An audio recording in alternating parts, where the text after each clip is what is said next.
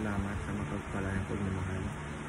Welcome to our 365 daily devotion. Ako po si Alexander Gomez from Batch 3. At ang topic po na tatalakayin natin ngayon ay add context to the sources. Ngayon po ang ating pag-aaralan ay tungkol sa Psalm chapter 119 verse 160. At buksan po natin ang ating puso't isip sa magandang salita ng Diyos. Sinasabi dito na, the song of her word is true, and every one of her righteous words endures forever. Or sa Tagalog, ang kabuuan ng iyong salita ay katotohanan, at bawat isa sa iyong matuwid na batas ay nananatili magpakailanman. Sinasabi sa verse na salita raw ng Panginoon ay katotohanan, at kung sino man ang naniniwala at sumusunod sa sinasabing katotohanan ng Diyos, will endures forever at mananatili kailanman. Teaching number 1. The Bible is the fountain of truth.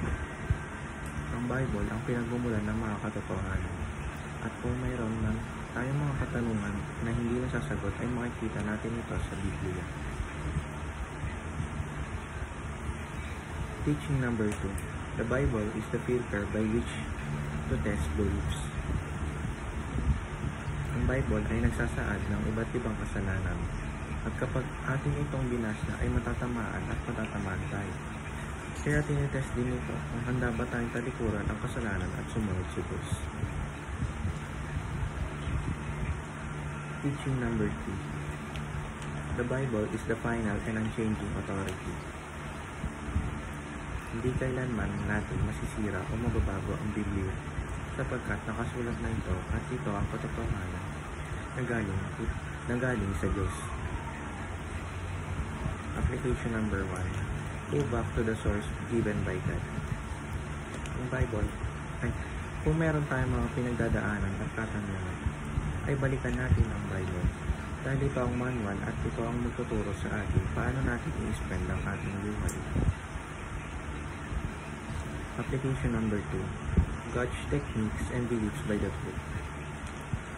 I-accept natin ang mga pangaral at katotohanan sa Biblia, nang sa gayon ay magkaroon tayo ng tuwid sa direksyon patungo sa Panginoon. Application number 3. Give our allegiance to the supremacy of God's truth.